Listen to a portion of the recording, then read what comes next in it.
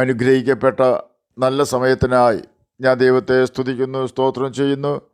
ദൈവവചനം ശ്രവിച്ചുകൊണ്ടിരിക്കുന്ന എല്ലാ ദൈവമക്കൾക്കും വീണ്ടും വരാമെന്ന് അരുളി ചെയ്തവനായ കർത്താവായ യേശു ക്രിസ്തുവിൻ്റെ ധന്യനാമത്തിൽ ഞാൻ എൻ്റെ സ്നേഹവന്ദനം അറിയിക്കുന്നു. ഇന്നത്തെ അല്പസമയത്ത് ചിന്തയ്ക്കായി ദാനിയേൽ പ്രവചനം 11-ാം അധ്യായം 32-ാം വാക്യം നമുക്ക് വായിക്കാം.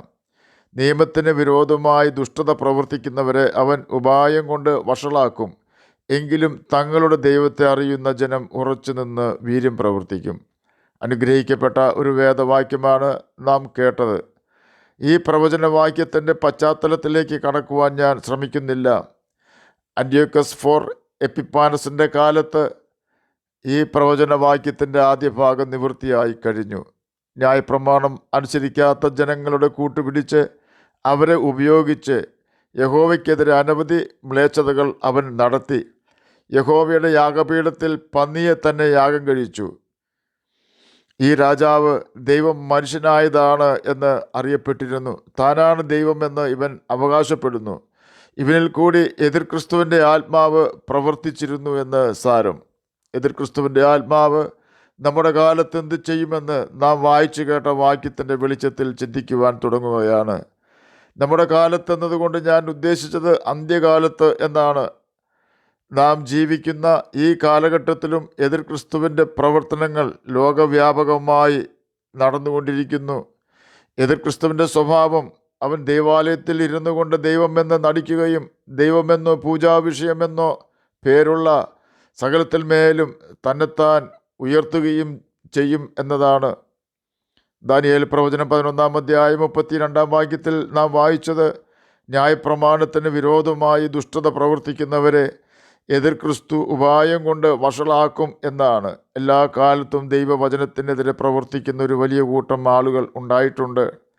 ന്യായപ്രമാണത്തിൻ്റെ അഥവാ ബൈബിളിൻ്റെ വാക്താക്കൾ എന്ന് അറിയപ്പെടുന്ന ആളുകളാണ് ഇവിടെ പ്രസ്താവിച്ച ന്യായപ്രമാണത്തിന് വിരോധമായി ദുഷ്ടത പ്രവർത്തിക്കുന്നവർ.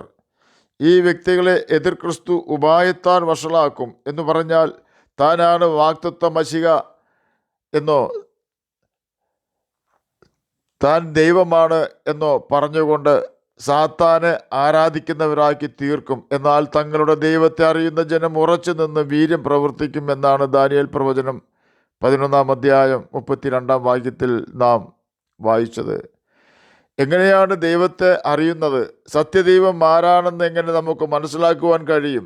ഇതിന് ഉത്തരം യേശു തന്നെ പഠിപ്പിച്ചിട്ടുണ്ട്. മത്തായി എഴുതിയ സുവിശേഷം 5-ാം അധ്യായം 8-ാം വാക്യത്തിൽ പ്രകാരം രേഖപ്പെടുത്തിയിരിക്കുന്നു, ഹൃദയശുദ്ധിയുള്ളവർ ഭാഗ്യവാന്മാർ, അവർ ദൈവത്തെ കാണും. ശുദ്ധമായ ഹൃദയമുള്ളവർക്ക് ദൈവത്തെ കാണുവാൻ കഴിയൂ, അഥവാ സത്യദൈവത്തെ തിരിച്ചറിയുവാൻ സാധിക്കൂ. ദൈവത്തെക്കുറിച്ച് അറിയുന്നതും ദൈവത്തെ അറിയുന്നതും തമ്മിൽ രാത്രിയും പകലും തമ്മിലുള്ള വ്യത്യാസമുണ്ട്. സാത്താന് ദൈവത്തെക്കുറിച്ച് നല്ല അറിവുണ്ട്. ഒരിക്കൽ യേശുവിനോട് അവൻ പറയുകയും ചെയ്തു, നീ ആരാണെന്ന് ഞാൻ അറിയുന്നു, ദൈവത്തിൻ്റെ പരിശുദ്ധൻ തന്നെ എന്നാണ് അവൻ പറഞ്ഞത്. പിശാച് ദൈവത്തെ വിശ്വസിക്കുകയും വിറയ്ക്കുകയും ചെയ്യുന്നു. കാരണം ഗദരദേശത്തിലെ ഭൂതഗ്രസ്തനിലെ ഭൂതം യേശുവിനോട് പറഞ്ഞത്, ഞങ്ങളെ പാതാളത്തിലേക്ക് അയക്കരുത്, പന്നിക്കൂട്ടത്തിലേക്ക് പോകുവാൻ അനുവദിക്കണമേ എന്നാണ്. ഈ ഭാഗം നമ്മെ പഠിപ്പിക്കുന്നത് സാത്താന് യേശുവിന് ഭയം ആണെന്നാണ്. ചുരുക്കി പറഞ്ഞാൽ ദൈവത്തെക്കുറിച്ച് നല്ല അറിവ് സാത്താന് ഉണ്ട്, എന്നാൽ സാത്താൻ ദൈവത്തെ അറിയുകയില്ല. ഇതുപോലെ തന്നെ ദൈവത്തെക്കുറിച്ച് നമുക്ക് പല പുസ്തകങ്ങളിൽ കൂടിയും ഗ്രഹിക്കുവാൻ കഴിയും, എന്നാൽ അതൊന്നും വിശ്വസനീയമോ തെളിയിക്കുവാൻ കഴിയുന്നതോ അല്ല. എന്നാൽ ബൈബിൾ വെളിപ്പെടുത്തുന്ന ദൈവം അവൻ ജീവനുള്ള സത്യദൈവമാണെന്ന് തെളിയിച്ചിട്ടുണ്ട്. കാരണം ഭൂമിയിൽ നിന്ന് നിലവിലുള്ള ഇസ്രയേൽ രാഷ്ട്രം മാത്രം മതി ബൈബിളിലെ ദൈവം ജീവിക്കുന്ന ഏക സത്യദൈവമാണെന്ന് മനസ്സിലാക്കുവാൻ. എൻ്റെ വചനം അനുസരിച്ചില്ലെങ്കിൽ ഇസ്രയേലെ നിങ്ങളെ ഞാൻ ഭൂമിയുടെ അറ്റത്തോളം പ്രവാസികളായി അയക്കും എന്നും, എന്നാൽ നിങ്ങൾ മാനസാന്തരപ്പെട്ടാൽ നിങ്ങൾ ഭൂമിയുടെ അറ്റത്തായിരുന്നാലും ഞാൻ നിങ്ങളെ പെറുക്കിയെടുക്കുമെന്നും ബൈബിളിൽ രേഖപ്പെടുത്തിയിട്ടുണ്ട്. AD 70 മുതൽ യഹൂദന്മാർ ഇസ്രയേൽ രാജ്യം വിട്ട് ഭൂമിയിലെ സകല രാജ്യങ്ങളിലേക്കും ചിന്നിച്ചിതറി പോകേണ്ടി വന്നു. AD 70 മുതൽ 1948 വരെ ഇസ്രയേൽ എന്ന രാജ്യം ഭൂമുഖത്ത് ഉണ്ടായിരുന്നില്ല എന്ന് ഭൂമിയിലെ സകല ജനത്തിനും അറിയാം. കേരളത്തിൽ പോലും അനേകം യഹൂദന്മാർ കടന്നു വന്നിരുന്നു.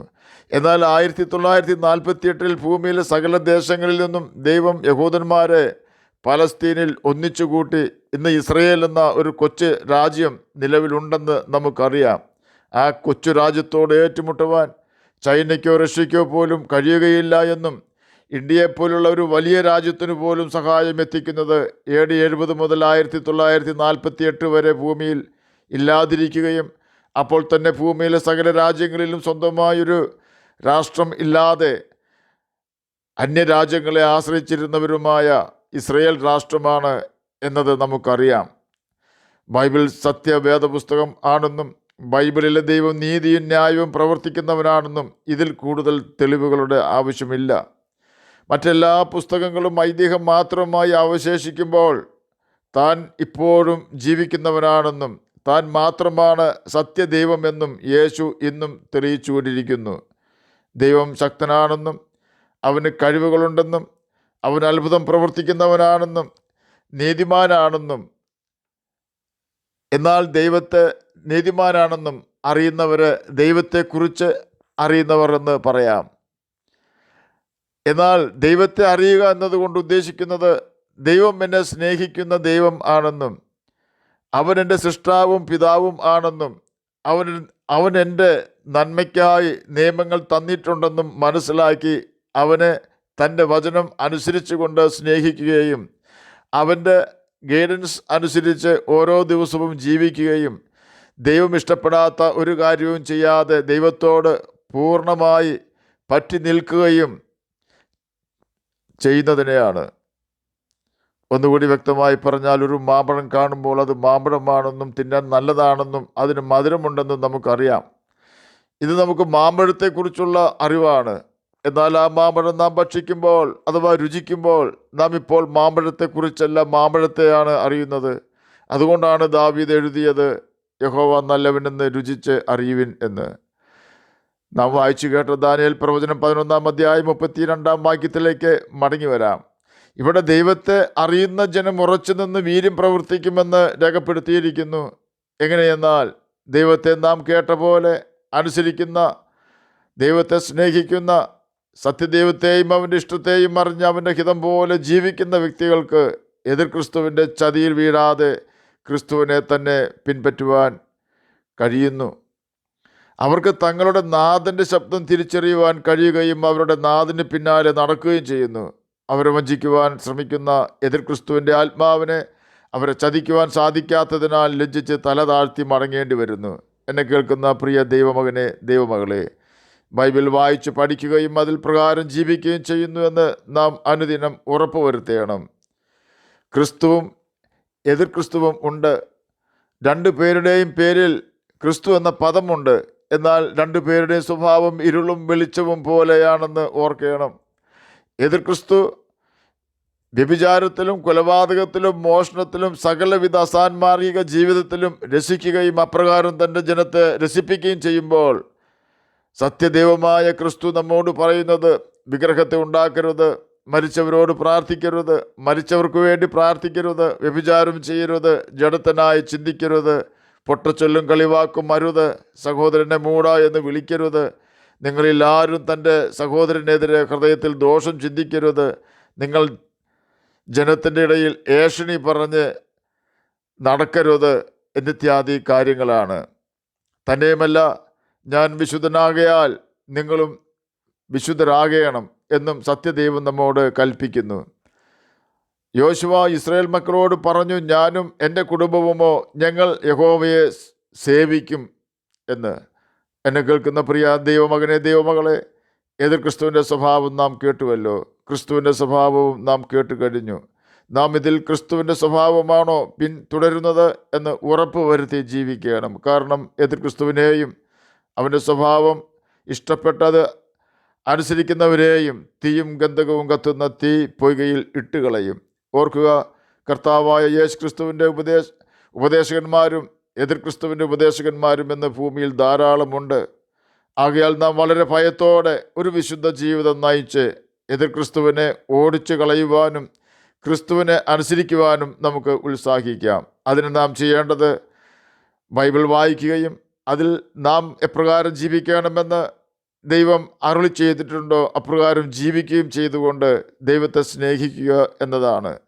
അതിന് കർത്താവ് നമ്മെ സഹായിക്കട്ടെ എന്ന് പ്രാർത്ഥിച്ചുകൊണ്ട് ഞാൻ എൻ്റെ വാക്കുകളിൽ നിന്ന് വിരമിക്കുന്നു. നമുക്ക് പ്രാർത്ഥിക്കാം. ഞങ്ങളെ സ്നേഹിക്കുന്ന സ്വർഗീയ പിതാവേ, നല്ല വചനത്തിനായി അങ്ങയെ സ്തുതിക്കുന്നു, സ്തോത്രം ചെയ്യുന്നു. എന്നെ കേൾക്കുന്ന ഏതെങ്കിലും പ്രിയപ്പെട്ടവർ അങ്ങയെ തിരിച്ചറിയാതിരിക്കുന്നുവെങ്കിൽ അങ്ങയെ തിരിച്ചറിയുവാൻ തക്ക കൃപ അങ്ങ് അവർക്ക് നൽകി കൊടുത്ത് സഹായിക്കുകയാണമേ.